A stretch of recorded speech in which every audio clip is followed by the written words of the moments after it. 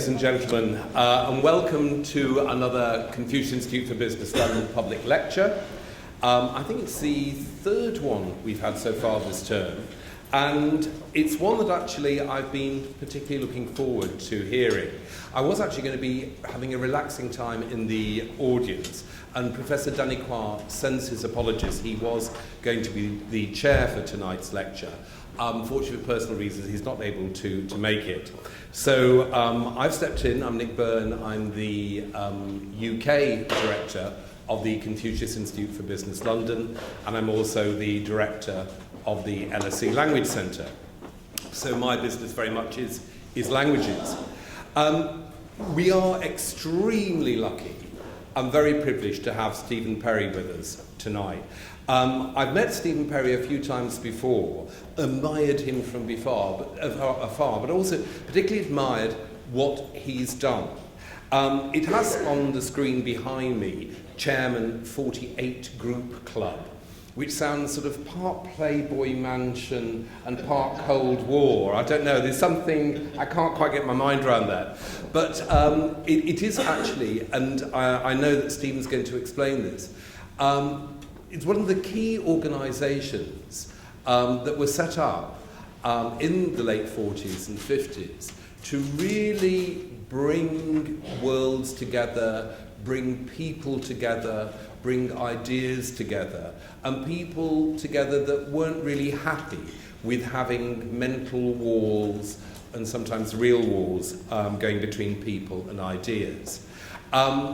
There's a great story in Stephen's life, probably a great film as well, or at least a 6-part Channel 4 documentary, I feel.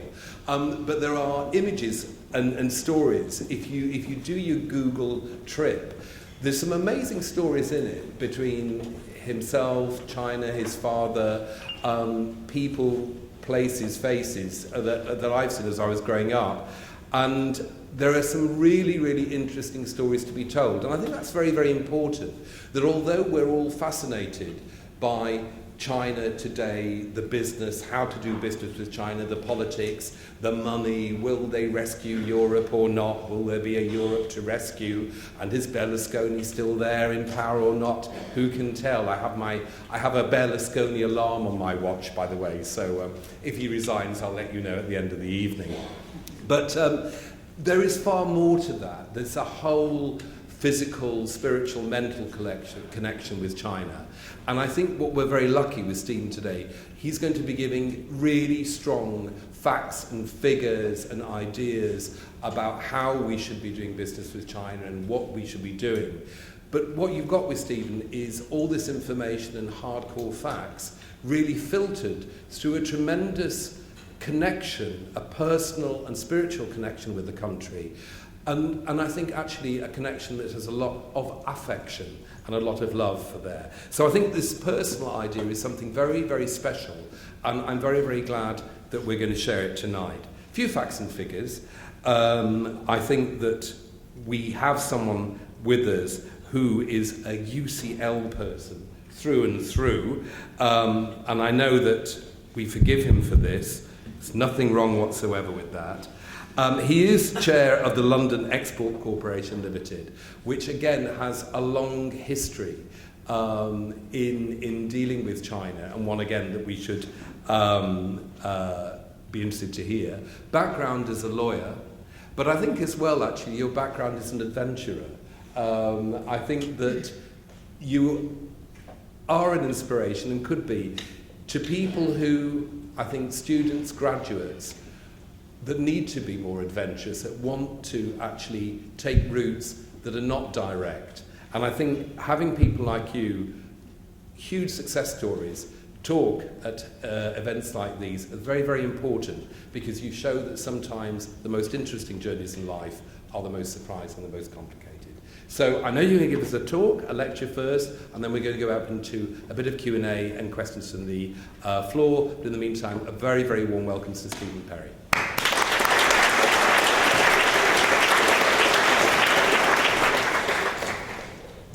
Thank you very much indeed, Nick. First, ladies and gentlemen, a health warning.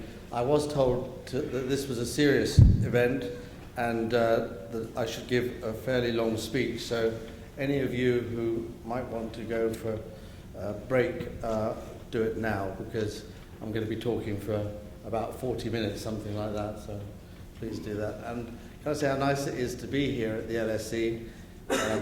It's not the last time that I was here, but almost the last time I was here was about 43 years ago. Sad, isn't it? I think we were occupying the LSE, and I probably had more fun that day than I did. No, I'm sure I'll have a lot of fun tonight, but it was a lot of fun then. The LSE ranks right up there, doesn't it, in international academic institutions, and the place where the debates should rage, and hopefully I'll step on a few toes and raise some issues today that are interesting and useful for everybody on the subject of China. I may have to resort to putting my glasses on. I thought, first of all, I'd give you a short history of the 48 Group and London Export. If you get bored, just fall asleep, don't worry at all. But I'll try and keep it as interesting as I can as I go along. But I'll give you that background. Then I'm going to talk a lot about my views about China and where China's going and where that puts us with business. But first of all, the 48 Group. And you go back into the 40s, the post-war period, the beginning of the Cold War. And my dad, and that's really why I'm here, because of my dad. My dad had come out of the East End of London. He was one of those who was at Cable Street when they turned back the fascists then. And after the Second World War, and you know, it's not so much part of our history as we're taught it here, that the Soviet Union lost more people in the Second World War than almost anybody else. So the attachment of those who helped resist fascism had a strong relationship with the Soviet Union as being a key part of that alliance that defeated the fascists. And so my father had that strong feeling. He knew a lot of other people in that arena.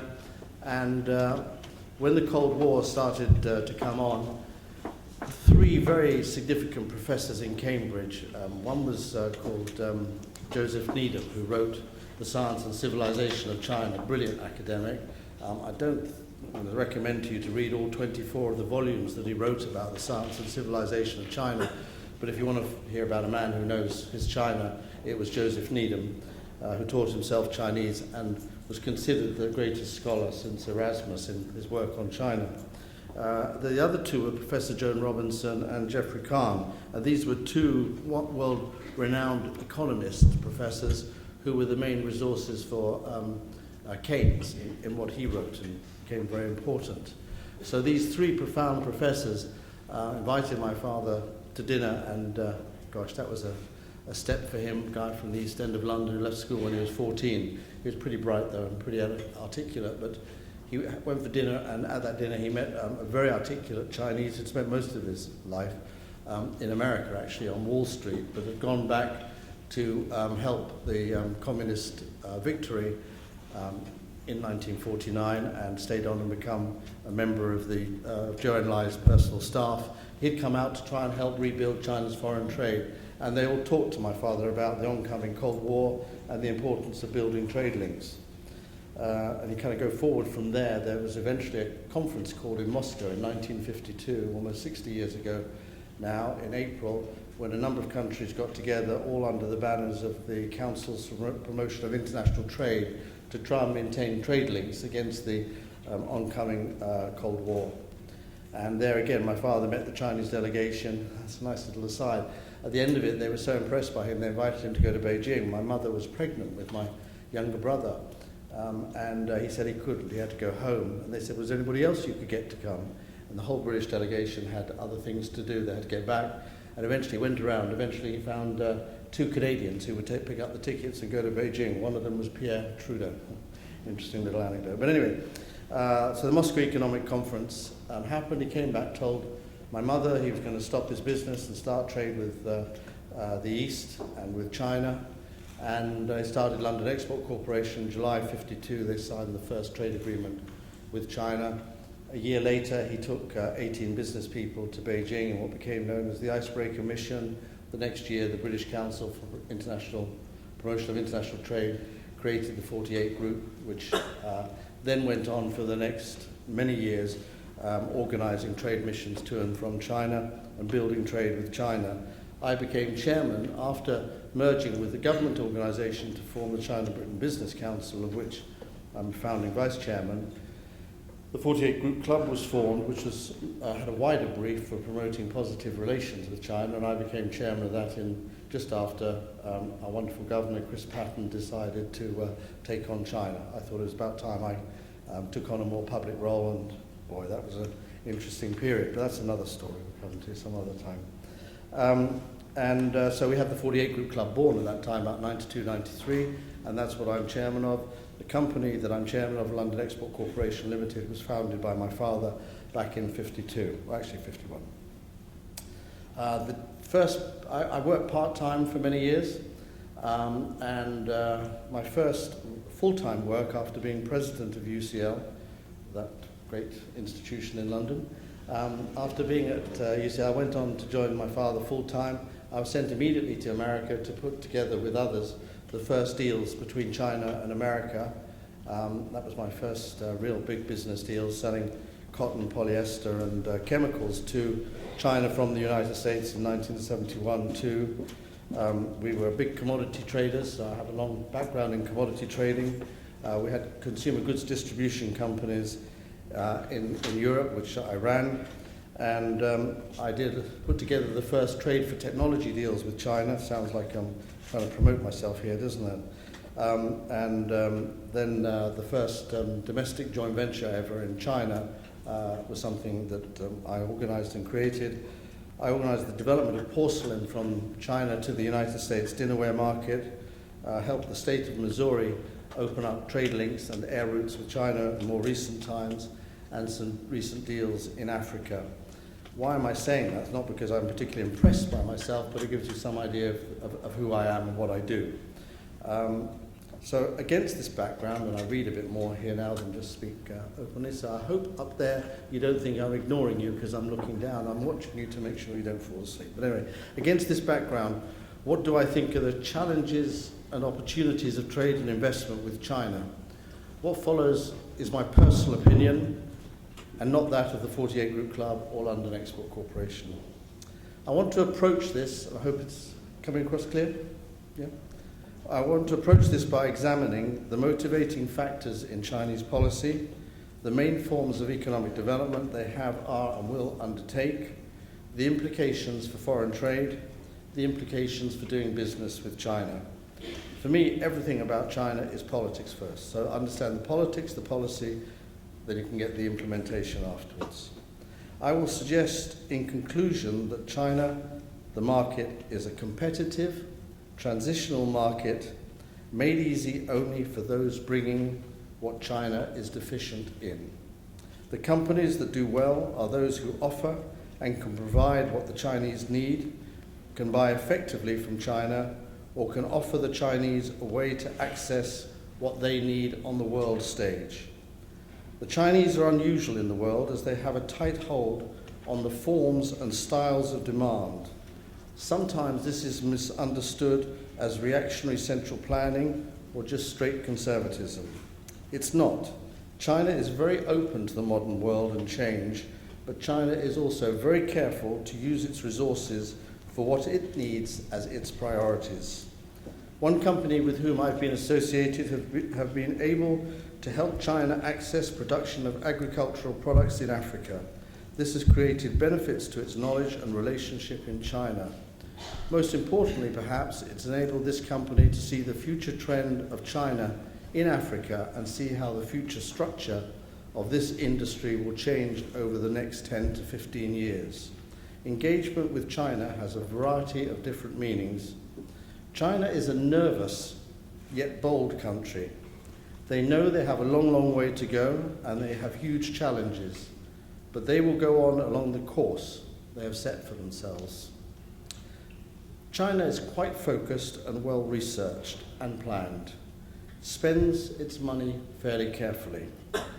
On the other side, we have a Western effort which is fragmented and diffuse, lacking in coherence, it seems to me, and in its relations with China, really dominated by the Chinese demand and the Chinese supply.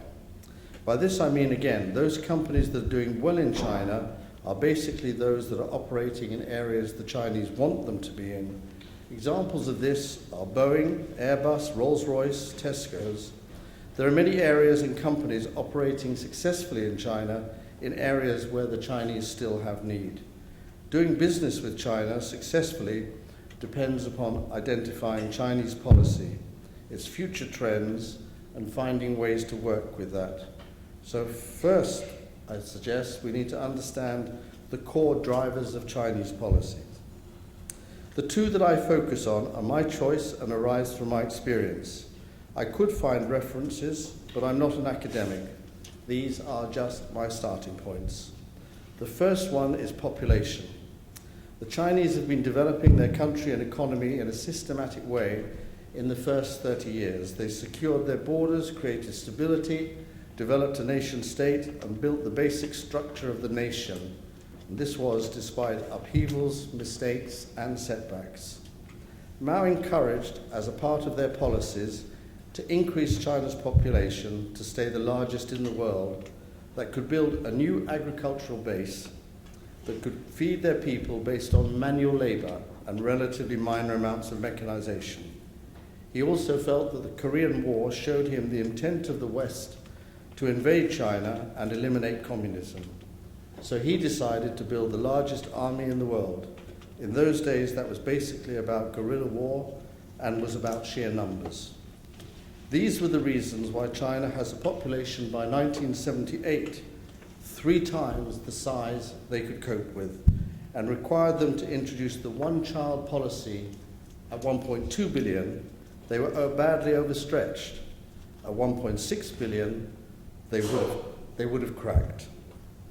It was soon clear that the main driver of Chinese policies after 1978 was this huge population demanding resources China did not have.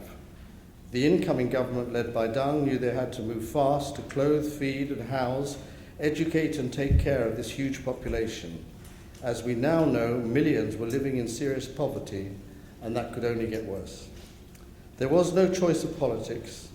The Chinese appear to me to have socialism and Marxism as their guiding philosophy. This move was about sheer necessity. Either sort the needs of the population or China would go out of control. Driven by starvation born out of diminishing arable land and a population increasing annually by millions, there would be no socialism. No China without meeting these basic needs of a huge population that could not be achieved without using many forms of capitalist ways of developing. But the aim was, in my opinion, and remains, a socialist China. As part of this, they need to mechanize agriculture to have any chance of feeding this huge population properly. To do this, they would have to move 900 million people over 50 years from the countryside, from largely poverty, to new cities and towns, the most phenomenal and untested challenge. Everything China was to do was new and untested. Everything China will be new and untested. Some would say it could only be done by a determined and single-minded state. The needs of the population of China was to change everything inside China and far beyond. The second and crucial propellant of Chinese policy is the 150 years of shame. China feels that it was attacked, occupied, and economically destroyed by the foreigners, mainly Europeans, and most closely associated with the words the Opium Wars. China has long practiced self-reliance as a policy based on fear of the foreigners overpowering China. This core sense of maintaining Chinese independence, constantly minimizing foreign dependence, is a core policy which, in my opinion, has not changed.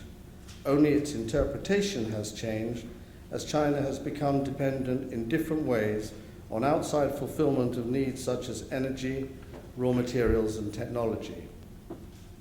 you can see how China absorbed huge amounts of foreign capital, but it was temporary. The force at the core is to protect Chinese independence as much as possible. China has set its bar at quite a high level. By that I mean inadequate local capabilities will not be tolerated. The aim is to create locally global capability, and that can take the time it needs to take, but the aim remains constant, to maintain and develop self-reliance as far as possible. Strategically and historically, Asia is China's world, and there are major features stretching back over centuries which bind and are common to Asian cultures. Sometimes this thought is related to Confucianism, Buddhism, the Middle Kingdom, and many other incomplete analyses, in my opinion. The core is China is an independent nation which is a part of Asia and interacts with the world, especially those it identifies with, the developing world. So the two drivers, the needs of a huge population and a sense of China being focused on China as a part of Asia, interacting with the outside world to obtain resources and trade its products in return. But the China Joseph Needham saw through his study of 2,000 years of Chinese history is basically a China absorbed by the needs and challenges of China. I don't think that's changed. So now let's examine the Chinese development model in simple terms and its impact on foreign trade. China, after the fall of the Gang of Four, needed to move fast to secure the basic needs of its huge population. Deng, Chen Yun, and the other immortals, as China's remaining veteran leaders were known, had to move fast to solve the huge problems of this large and increasing population. Deng led a return to the past. In 1964, when the then Premier Zhou Enlai, President Liu Shaoqi, Chen Yun, and Deng Xiaoping planned the original four modernizations, Deng used this original work in 1978. In 1964, it may have sparked Mao's resentment of the overly material priority of that set of policy plans, which may well have sparked the Cultural Revolution. But this became, in 1978, the new four modernizations, opening up and reform. This led to the special economic zones and a China which changed direction radically. This opening and reforming of China led to a two-stage approach. Stage one, export-led and utilizing Western capital, technology, management methods, and above all else, Western markets. The first steps were to work with the Chinese diaspora, but the goal was Western technology, capital, and markets. Stage two, moving to a more self-reliant economy based within Asia and with Asia and other developing economies. The first stage export model was tested throughout the 1980s, impacted by Tiananmen Square, and ultimately resolved by the steps taken by Premier Zhu Rongji to break the situation where nearly all companies were totally owned and controlled by the state. Also, a few years earlier, foreigners were allowed partial access to the Chinese domestic market, and lastly, the last major change was joining WTO. The control of the means of production, the socialist concept, was merged in this period with a market mechanisms economy into a concept of socialism with Chinese characteristics. This meant that the core companies of the economy would be led by the party, but would need to transform into globally competitive companies with completely new agendas. Part of this process was the IPOs of the major banks and Chinese companies, which many in the Western financial sectors believed, wrongly in my opinion, to be the start of Western-style financial capitalism. This is wrong. In my opinion, the Chinese used stock exchanges for the purpose we set them up for 200 years ago. They were to recycle capital into companies, to enable dividends to be paid publicly, and develop a public scrutiny in exchange which would enable them to become global competitors. This is the primary role of Chinese stock markets, not to provide launch pads for takeover, mergers and acquisitions by corporations and private equity or hedge funds. Probably these state-owned enterprises, in my opinion, will be ultimately owned by China's welfare and insurance funds, creating the world's first fully funded welfare state, albeit that it will only be allowed to grow to about 25% of the size of the Western welfare states, thus avoiding the threat to the nation state that our welfare states have become to our state. The role of the state was to take China into the modern world, to take its people out of poverty and into a place of a medium-sized economy with modest per capita income, but a size which would mean China would become the world's largest economy in just 40 years. This new form of the Chinese economy, tested and trialled extensively, brought on huge benefits to China, reflected in the new cities, the skyscrapers, the teeming middle class, the huge numbers removed from the countryside, and poverty. It also brought with it less attractive features. Another feature of this policy was the accumulation of huge dollar reserves, which would ultimately restrain, albeit temporarily, the aggression of the United States when they realized just how big China had become. And you'll remember the exchanges between Madame Wu Yi and Paulson over the currency. Managing the relationship with the USA was, is, and will be for many years the #1 priority of Chinese foreign policy. I do not want to stop long here, but the reason for building the reserves was to help manage the USA by holding a large amount of US government debt as a signal of Chinese support and power if and when it should view China as a threat. And then to purchase raw materials, oil wells and mines, to buy brands, and build the infrastructure of Chinese exports to yield the highest returns. Income is an aspect of their use, but not the core objective.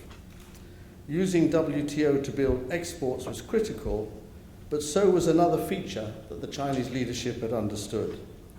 They recognized that the United States had created ASEAN as one of the enabling exit routes from the Vietnam War.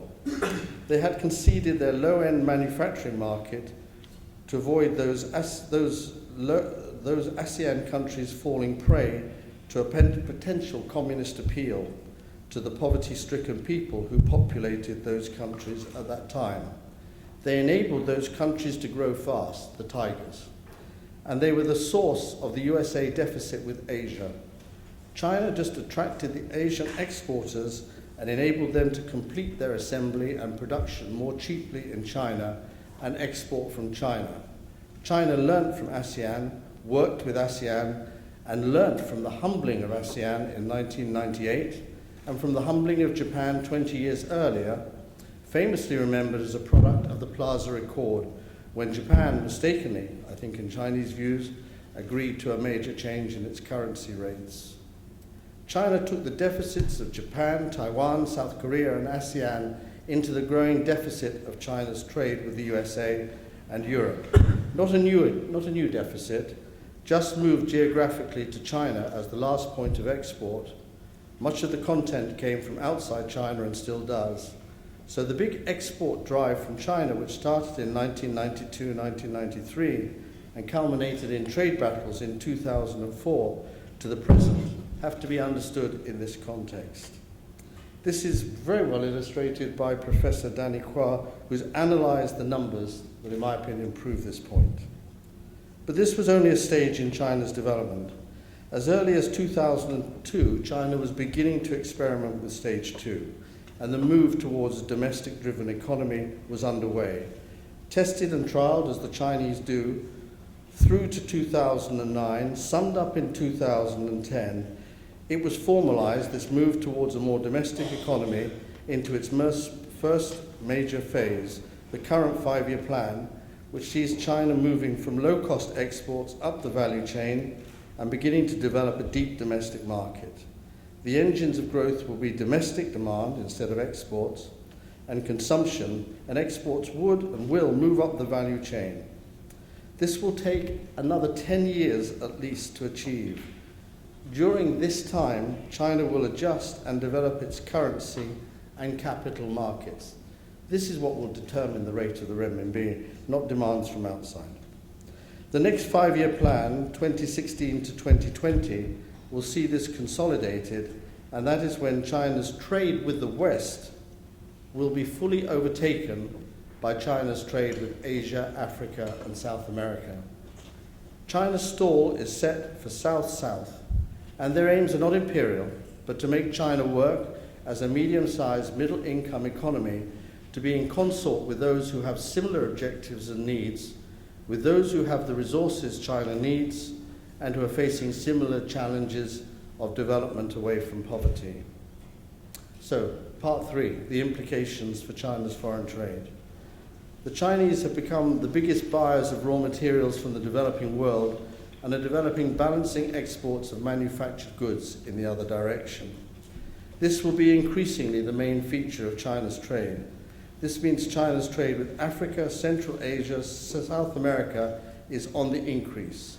The failure of the Doha round in Hong Kong 5 years ago was a great lift to China's agenda for regional and bilateral deals.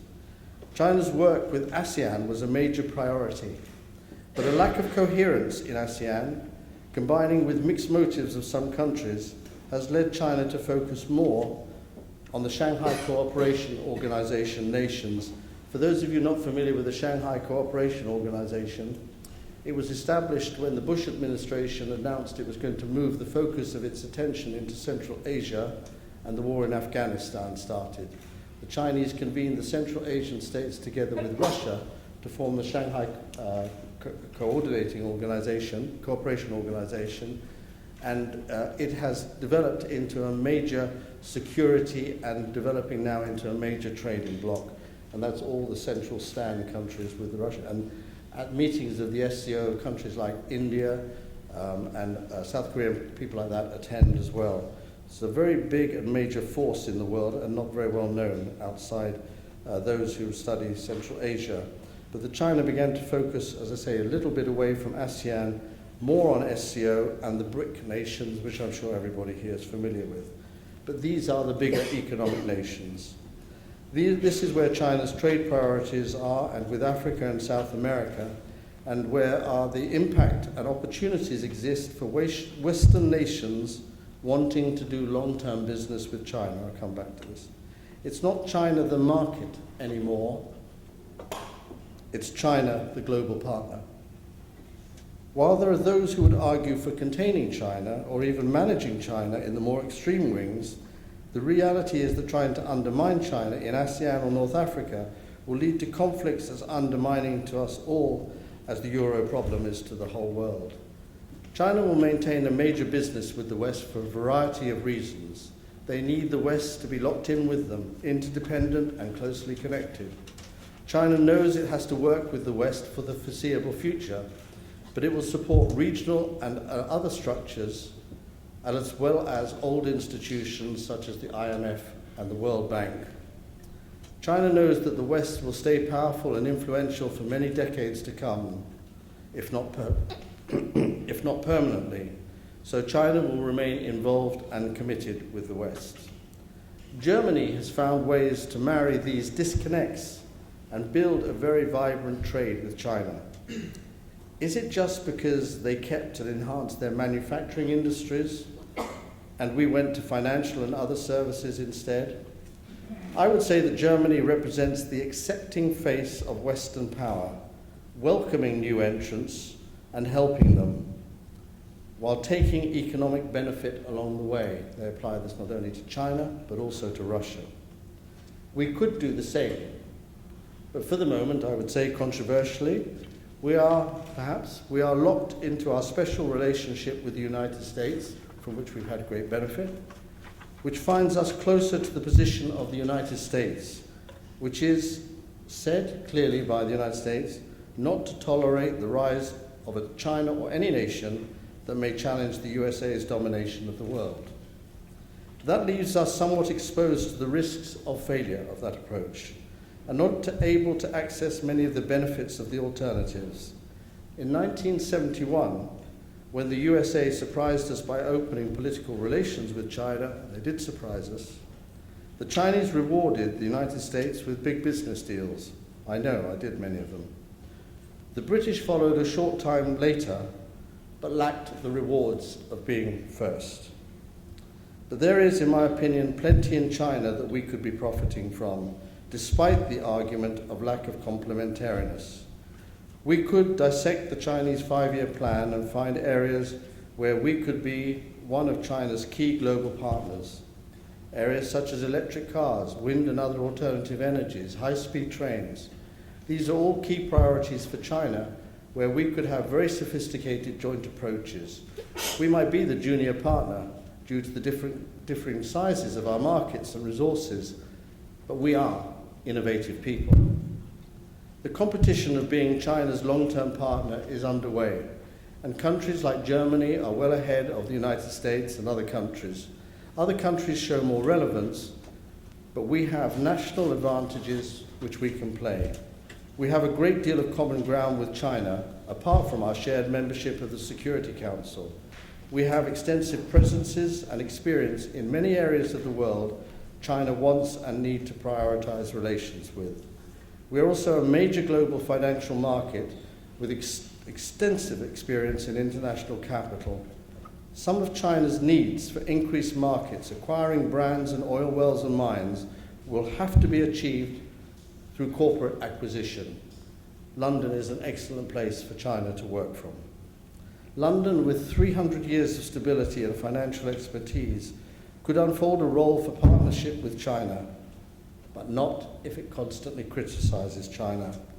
We may feel, excuse me if I go here, but I will, we may feel human rights are of the greatest or major importance, but people tend to bank with those they feel comfortable with. I'm 100% for getting human rights right in the United Kingdom. I'm realistic, I think, about our ability to influence others.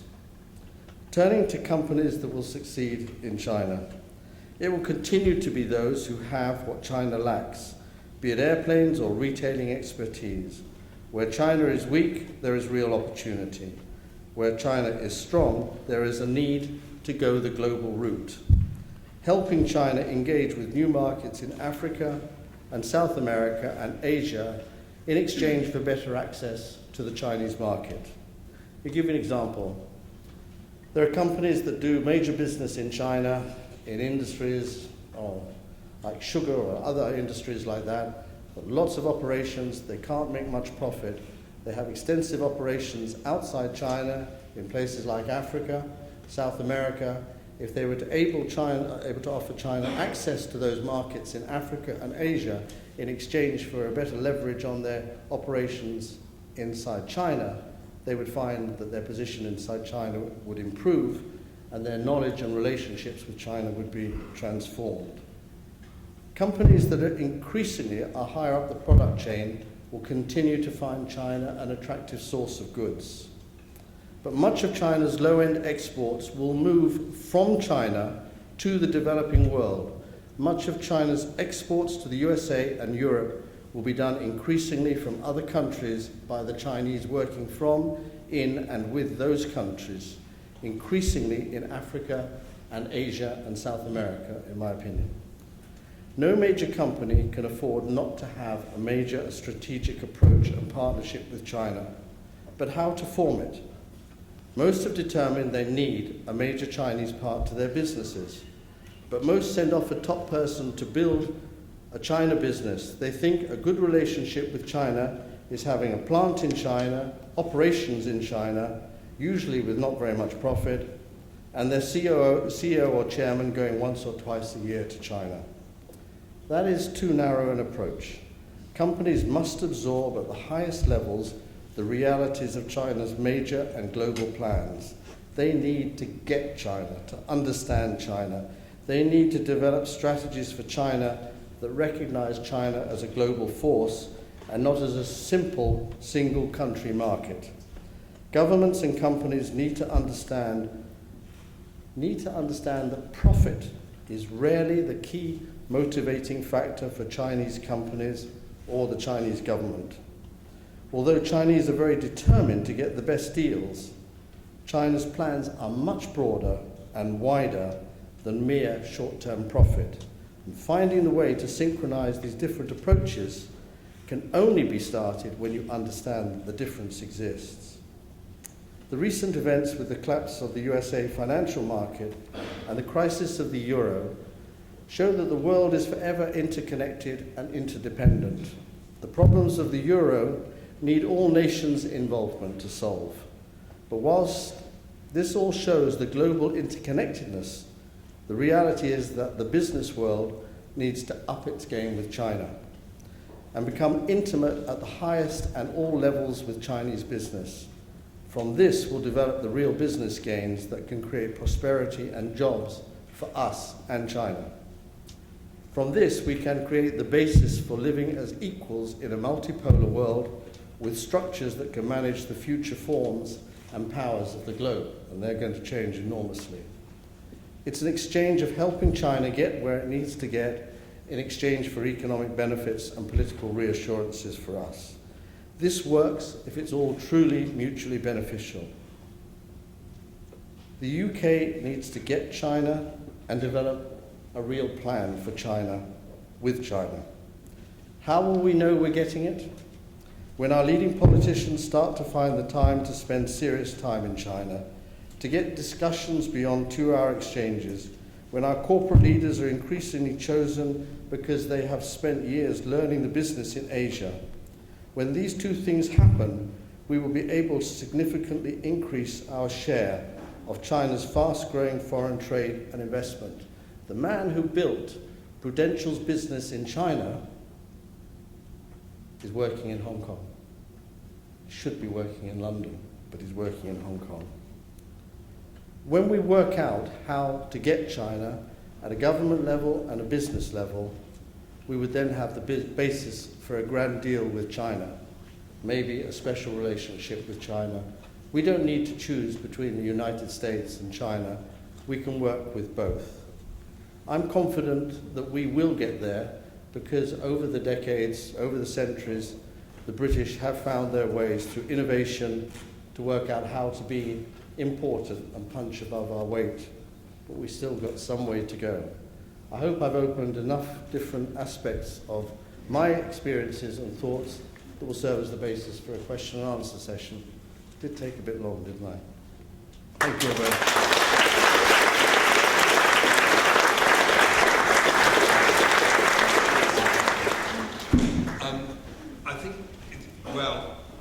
I've written 7 pages of notes, and there are many, many points I know that you're wanting the audience to ask. I think there are many questions I could ask. I'm going to ask one question. It's my prerogative of chair, then we'll open up questions to the floor. There are many questions I would like to ask you, but I'm going to ask you a very, very simple one, actually. The points you made about where China is still weak, where China is strong. Where do you think China is most weak and still needs either our help or our products and our ideas? What are the main things we should be thinking of in the next 3 years? Well, there's... Should I stand on it? It's fine. Yeah. So for those of you behind the rostrum, my apologies. The Chinese are weak in a number of areas, particularly high technology areas. I mean, for example, you take the whole area of Apple, Google, Microsoft, Windows. The Chinese are a long, long way behind companies in the West. For them to make the transference to those levels of technology is going to require phenomenal investment of educated people and people who can manage the creation from small companies to major new technologies. Some of that is best done by people in the West who are experienced in that kind of activity. In the area of developing acquisitions overseas, managing companies overseas, the Chinese have very little experience and very little knowledge. There's a whole bunch of areas where there are opportunities with the Chinese. It's how to get into the situation where you can develop a route for them to get into them, and through a trusting relationship be able to be taken seriously as the mechanism for delivering that. Thank you. I think one of the big things that I find fascinating is if you look at the business of education, which I'm in, it is of language learning, we've got the British Council, the Goethe Institute, the Cervantes Institute, have all gone under really very big problems in the last 10 years, 5 years, because they have huge real estate, they can only go to one city, they haven't really reached out over the last 5 years because it's very, very difficult. And I think what's fascinating about China, that they took the whole business model on its head and actually set up organisations, Confucian Institutes with universities, and then through the universities and with the universities and running parallel, working with the Confucian Institutes in schools, in classrooms, really actually getting to people as well. And I think that's why, again, I've learned so much just working in the last 3 or 4 years in ways of making contact and looking at different things. So I think from an innovative aspect, that China does have things to teach us as well. It's a two-way street. Sorry. No, I mean, I think education is a phenomenally interesting area. I mean, there are 100,000 students here in the UK. So obviously we've got something in our educational structures. Liz Reed's here in the audience, knows this better than me. I'm a bit embarrassed to talk about it in your presence, Liz. But we've got a lot to do, not only in attracting Chinese students here, we've also got a lot to do in being able to take some of our skills to China. Another area where the Chinese are going to make enormous strides in the next few years is health. They're going to open up and create a major health industry in China. 80% of Chinese hospitals are going to be privatized. They're not bound, as we are, by dogma about approaches to these things. What they're concerned about is how to deliver health to their people. And they will deliver health to their people, and the cost of it will come from government, from companies, from individuals. The mechanisms will be insurance and contributions from individuals. But if you take the whole concept of caring for elderly people, we do have an enormous amount of experience in this country about that, and it's not a simple question. You take the whole aspect of dementia, Alzheimer's, these things. They're very complicated, and they're pretty well understood here about how to handle these types of things. A lot of opportunities for British companies to get into that industry if we approach the Chinese health industry at the government level, at the ministry level, and then at the individual areas, and come up with plans to be the preferred partner of China in the health industries. But the whole welfare state is opening up, and I think the health is probably the best one. There are other opportunities in the field of pensions and other things like that, but I think health and education are two top areas where Britain can still prosper. That's great. Well, we're going to open it up to the floor. We're going to start with the right. I'll go to the left. I won't forget the gods as well up there. There is a blind spot, by the way, so any of you over there on the left, really put your hands up high, otherwise we won't see you. Just little whimpering voices in the corner. Starting off, the lady in the scarf. Stephen, you gave the most fantastic resume of the entire history, and one thing that comes out from it is absolutely seamless management by the Chinese, taking export-led growth and now moving to consumer growth. And you mentioned that the next phase, the next 5-year plan, would involve appreciation of the RMB and a liberation of financial system derivatives, etc., which they've clearly already started. What are the risks, do you think, in terms of the management of that at government level? And will it be as easy, relatively speaking, to control that kind of development? First of all, to restate, I know maybe a lot about a little, but I don't know a little about a lot. There's a lot of things so I have to be careful about trying to sound like I know a great deal. The switch of the textile industry from being low-cost exporters to supply in the Chinese domestic market is a very complicated process. The needs and demands of the people in China are very different from the needs and demands of Americans and Europeans. There's transference of the industry, the transference of, the Chinese use 10 million tons of cotton. They make about 7 million tons of cotton. They probably ought to make only about 4 million tons of cotton, because the rest of the land ought to be used for food, which is high priority and more of a security issue. talking in numbers nobody else begins to think of. So that operation of planning, researching, testing, formulating policy and then implementing it has to be an enormous operation, and it's going on in lots of different areas at the same time. The movement, as you're doing this, as you're reorganizing, say, the cotton with all the food and so on that's got to be put into these land areas, you're moving the people out, you're mechanizing into the agricultural areas. The risks and challenges are phenomenal of whether they get it right. So that process of testing is vital. The problems of resistance from people is major. You know, I think it may take us 10 years to get a runway at Heathrow. In China, if they want a new airport, it's there in 9 months. With that, which is vital to a country like China to be able to make quick decisions and implement them speedily, you kind of run through people in the process, and you have a lot of incidents going on. So you've got the social stability issue that's right there alongside it. If you're also looking at, alongside that, the whole area of the developing of the financial markets that you need to create to enable, say, a large-scale agricultural company to come into existence in Xinjiang province and be able to raise its own money, to be able to issue its own bonds, to be able to borrow its own money. You know, the banks are only about 5 years old as Western style, they're not Western style banks, as more commercially based banks.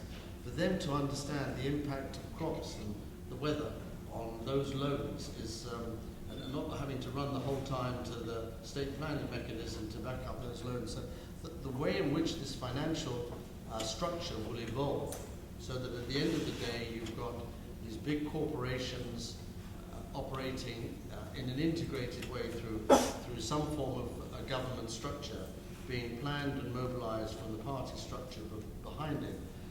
It's an incredible story to unfold. People see it after it's happened. I think what I'm trying to do today is to give you a sense that all of this assessment of what's needed, the testing of how to do it, is all going on now. And when people say to China, you ought to change your currency rate, it would help your inflation rate, Wen Jiabao says, thanks a lot. This is much more complicated than that. I've got millions, tens of millions of workers, particularly in southern China, all employed on the basis of low-cost exports. And until they reposition into other areas of the economy, I'm not going to start playing around with my currency and risk 10 million Chinese going walkabout from southern China. The consequences are enormous. So, sorry, rather long answer to your question, but it was right on the point. This whole process of opening up is a 10 to 15-year process of recentering their economy. And that's why they're very conservative, in my opinion, about things like the appreciation of the currency, the speed with which they'll open up bond markets, and so on. Central block, questions. Gentlemen.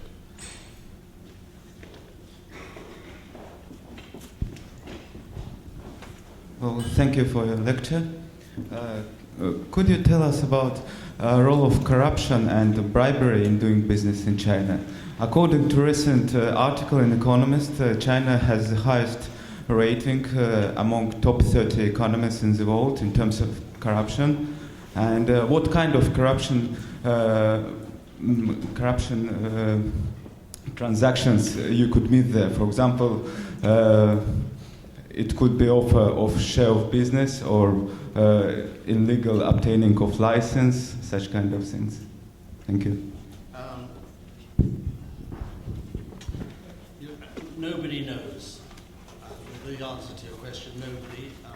People who don't like China, and that's most of the Western media, constantly tell the stories about corruption. Most of the people who do like China in China constantly deny the question. All I can give you is kind of my personal view on the subject. First of all, a lot of companies employed a lot of intermediaries, particularly from Hong Kong, to open up their businesses in China. A lot of those intermediaries told their foreign partners, you need to pay people off. For example, clients of mine involved in developing penicillin markets in China were told that if you didn't pay the Chinese doctors in the hospitals a payoff, they wouldn't prescribe their penicillin. I said to my clients, you'll never know who's getting the payoff. It could be the intermediaries, it could be the hospitals. Don't get involved in it. I think any company that gets involved in corrupt dealings in China is on a hostage to fortune. It's a no-win situation. So if you're being told that you're going to lose a deal because of corruption, my view is A, according to Western law, don't touch it. B, according to business sense, don't touch it. Now your question goes deeper than that. To what extent is the economy corrupted? Well, you know, we went through the Industrial Revolution in 150 years. The Chinese have had 30 years at it. If you took a similar stage in our Industrial Revolution as the Chinese are at, we were pretty corrupt.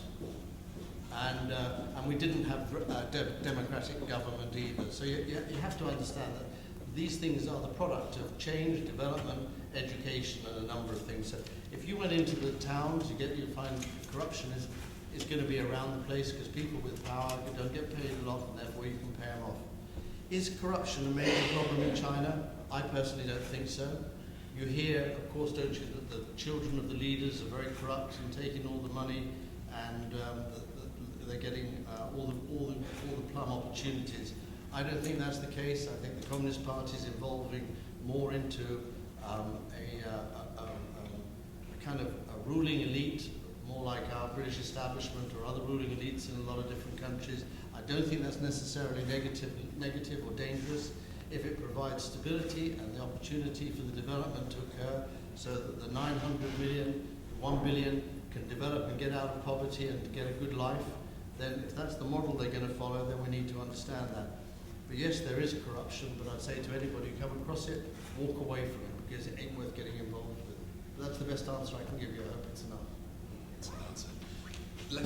Left party. Gentleman there. Yeah.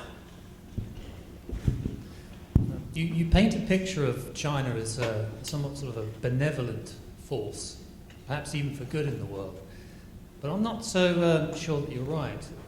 I think whether it be taking raw materials in Africa and getting or offering very little in return, or acquiring Western technology and giving very little in return, I'm not so sure that you're right that it doesn't have some sort of imperial ambitions in the world. I mean, fair comment, you know, and you're right to make the point.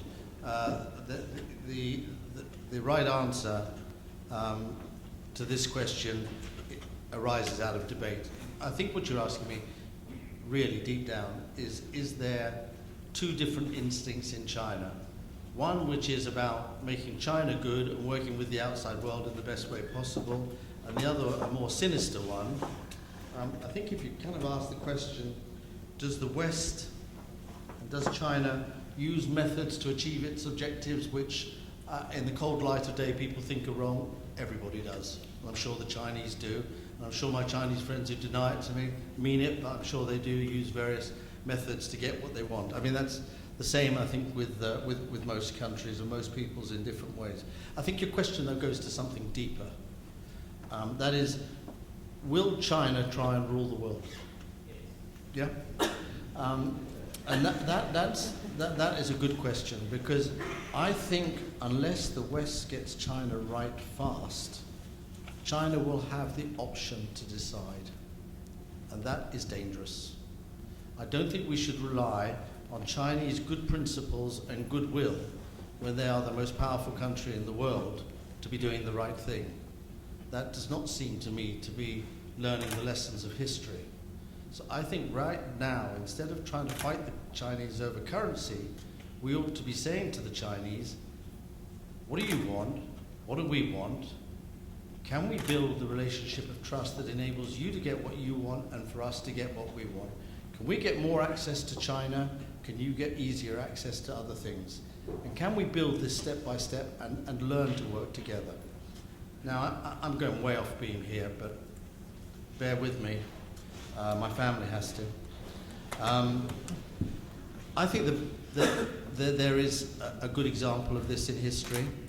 There's one very distinct thing about China, which is in China's favor. China is the first power coming to world power who's coming back. It's the return of China. Every other country, it's been the first time. So we've got a pretty good idea of what China's instincts are like, and they're not bad. China didn't try and rule the world when for 18 of the last 20 centuries it was the world's largest economy. So you have to make that point first of all. History's on China's side on this argument. But here's another example. Let's take a country where things weren't so good in our history, and that's Germany, where we had a lot of experience of Germany rising and that causing enormous wars and enormous loss of life across Europe and elsewhere. And then somebody came across this idea of the European Union that would enable Germany to grow economically without having its military face to the world. And here we are today in a situation where if this was 50 years ago with Greece, we would probably be getting ready to fight. That is the history of Europe.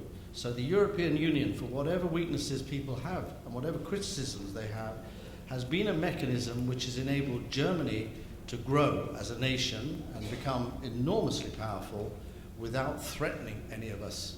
And its approach to dealing with the Greek problem is, of course, taking into account Germany's interests, but it can't move without taking into account everybody else's interests as well. So I say this. If we were smart, we would be trying to find the basis for working with China now that enabled China to get much faster to where it wants to get to in exchange for mechanisms and structures that made us all feel safe when China is perhaps the most powerful country in the world. I think we should anticipate the future. I think we should pay attention to the negative scenario, or else if you just take what I'm saying as being, don't have to worry about China, I think that's to leave the Chinese to make the decisions about our future, and that's not something I think they want to do. I think they respect people who can negotiate well, and I think we can in the future, but I don't think it comes from attacking them on human rights. I think it has to be more fundamental. Thank you for that. Questions from the top, from the gods? Any great ideas coming from up there? Just enough oxygen. Fine. Oh, great. Okay. Hi, Christopher George. I've been working overseas for many years and just set up my own company, helping companies to do business overseas. And I've just come from a meeting with a company in Ireland, which helps companies establish themselves there. And one of the big questions, resolution as we left the meeting was, let's do a survey. Let's send a survey out to Chinese companies and ask them what do they want to do in Europe. And that's what I'm doing over the next 2 weeks. So just wanted to ask you, is that a good idea?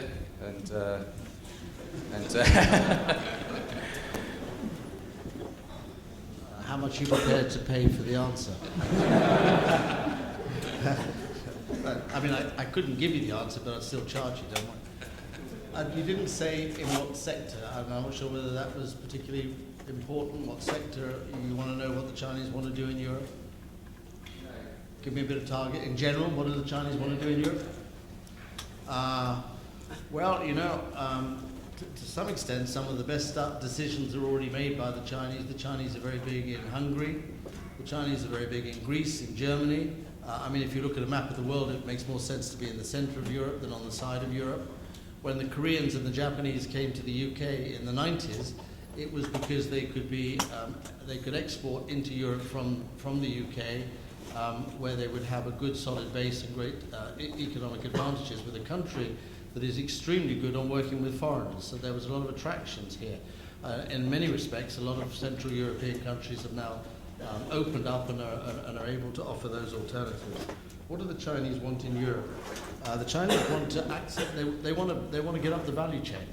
So ultimately, they want to buy the retail stores, and they want to be able to produce the goods to sell for the highest value in the retail stores.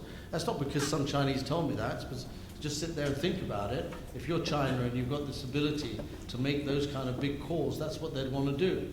So if the Europeans want to work out, the point I'm making is that the Chinese will want to continue to have a major trade relationship with Europe.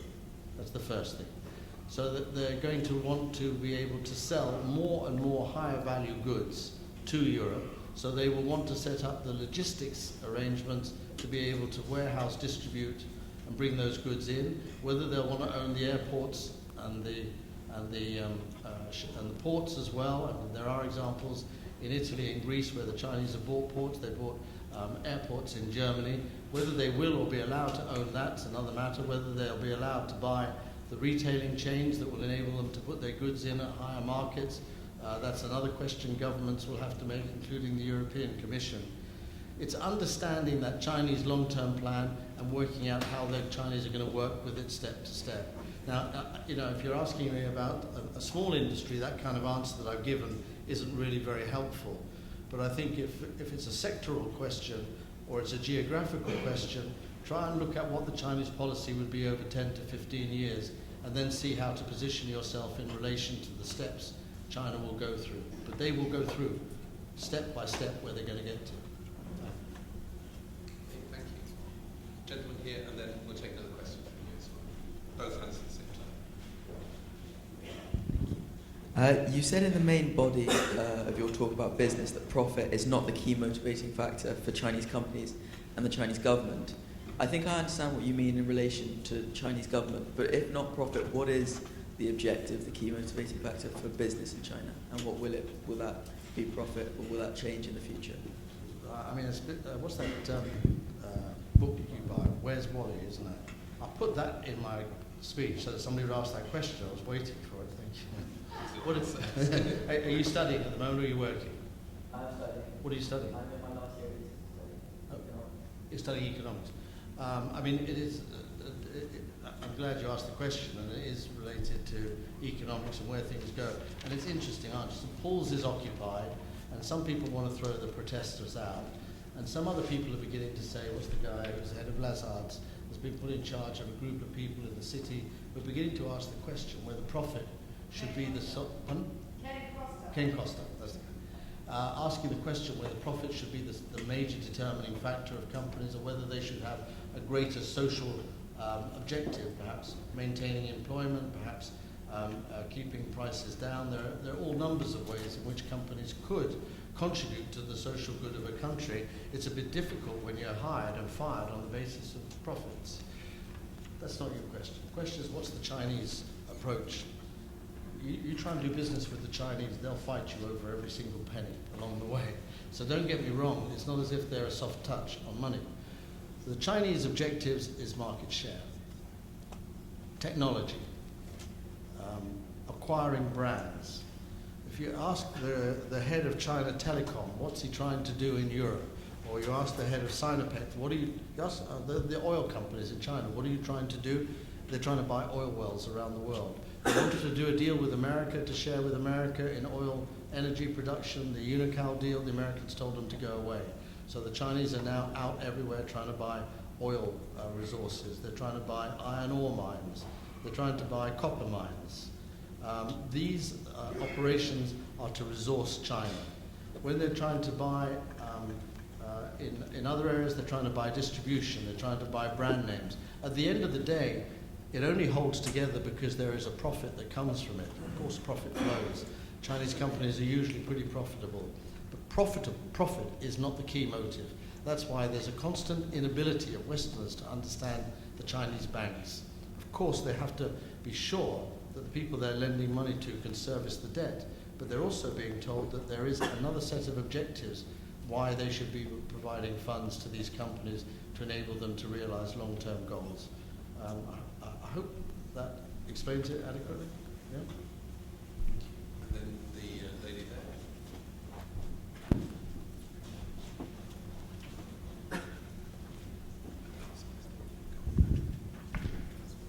Firstly, I want to very thank you, Stephen Perry. I'm looking for you since 4 years already. I'm just so happy today I can speak to you. Yeah, 4 years ago. 4 years ago, what happened? My father-in-law, I just married to my husband, and my father-in-law just asking me because he is one of the founder of the main charity fund in China.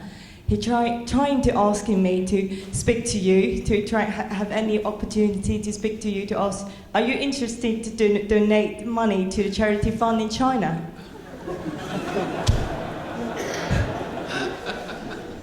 Why did you rush? Actually,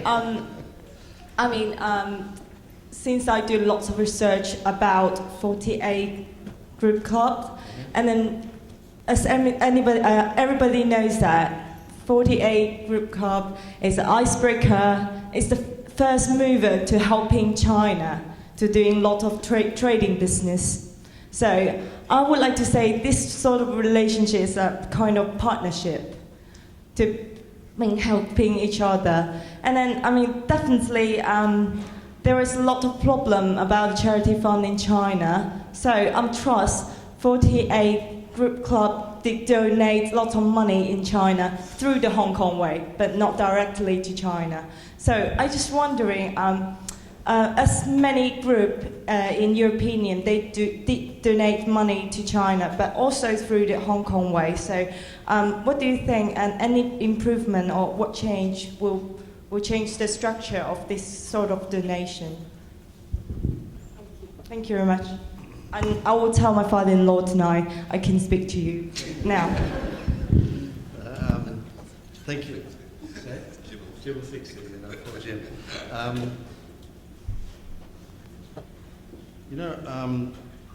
There's a strong, I was talking about what is the values and the ethics of Asia. I talked about Buddhism, Confucianism, and so on.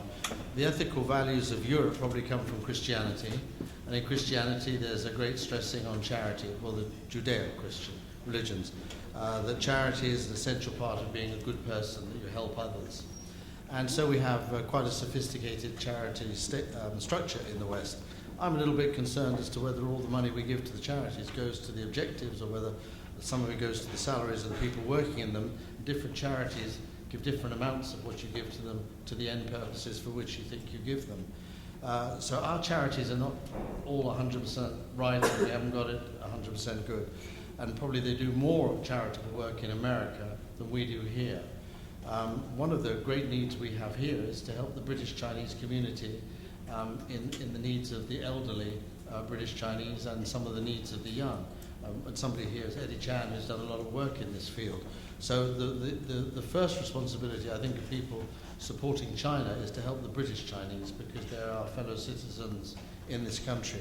With regard to charity in China, I think there's some confusion about this question. I think that the Chinese have much greater social responsibility for many more years than anybody in the West has. The Chinese companies, the Chinese towns, cities, institutions have parallel relations with poor areas, and they give a lot of support and help to those peoples. That is, by our definition, charity, but it goes completely unnoticed in the West. There has been the establishment of charities, and I know of two that I got associated with in China that have both been taken over by corruption scandals, the question that was asked before. And I think it's difficult when there's a lack of transparency to get involved in that form of charity with China. However, I would say that there was the Chinese Welfare Society, which I think was Sun Qinglin, which gave a lot of help to Chinese people. China has yet to learn how to structure the charity industry in a way that's transparent and people can be certain. Most charitable donations have been given for political benefit. That's the reality. And that's, if it ends up in the right place, it's not a bad thing. But if you're on the other end and knowing how to milk that, it doesn't end up in the right place. So I think China's got a lot to learn about charity, but I'm quite sure they will learn it and work out how to do it. And will I give money to charity in China? I have given some. I may have to disappoint your father-in-law, but we'll certainly try and help. I'd like him to help us help the British Chinese community first. Thanks. Thank you very much. Right, we're coming to nothing from the centre block, so we're going to go to the left. This gentleman there first, grey sweater, and then the burgundy sweater.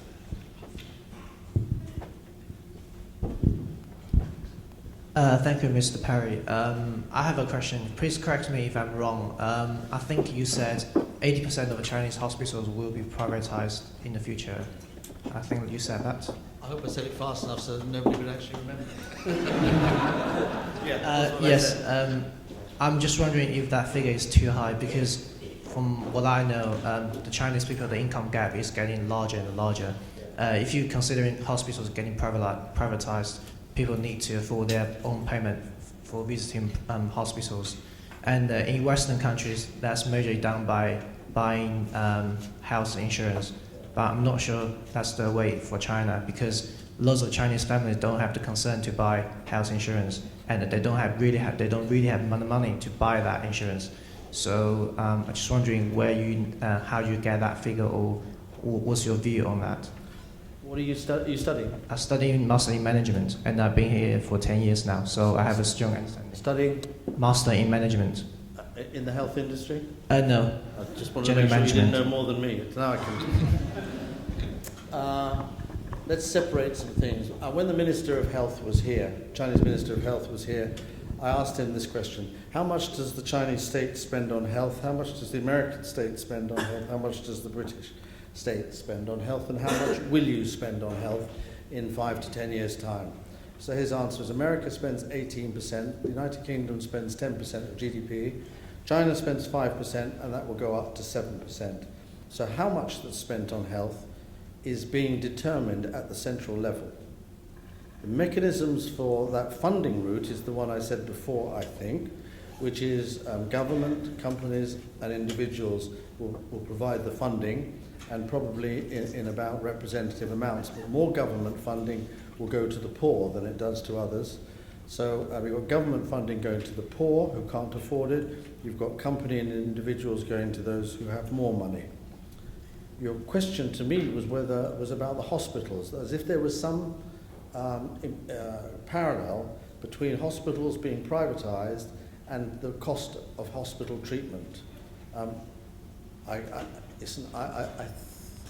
I'm probably way out of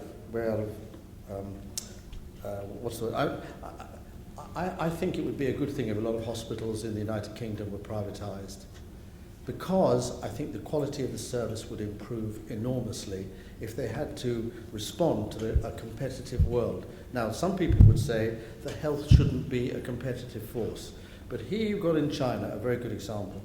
You've got to some extent the dead hand of the state on every hospital. And what are the Chinese government saying? We're going to privatize these hospitals, and they're going to have to compete for the quality of their service. Now, you can't raise competition to too high a level, but you're going to make them so the big hospitals, so 80% of the total number of hospitals, so maybe the biggest hospitals accounting for 50 or 60% of the total hospital care will stay under the control of the state. But a lot of the smaller hospitals will be privatized, and they will have to compete for their business in a way that they'll have to show that they really care about their patients. And I think a lot of people in China don't feel that the hospitals are caring enough about their patients. So this is about stimulating a change in the health environment. It's not about the cost of health, and it shouldn't be about the ability to access that health treatment. The proof will be in the pudding. But the Chinese government clearly believes, after studying what's going on, that the Western model of controlling the hospitals from the state is not necessarily the best way of providing health care. So it's not privatizing hospitals to provide private health. That will happen. They'll all go looking for the biggest sources of income to start with, and then they'll be forced by regulation back into providing a proper balanced a range of admissions of people. But I'm a bit out of my depth here. I haven't spent a lot of time looking at this. I was given the bald figure by friends in China, and I think they knew what they were talking about. But I think it's got to do with the methods of delivery, not with who will have access. But I could be wrong. Thank you. And then, gentlemen, Thank you very much. I'm currently studying my A-levels, and one of the topics is business ethics. in the 1980s, the Japanese came over and were improving motivation by quality circles and keeping a good relationship between managers and employees by motivation. And in a way, I think that reduced certain amounts. I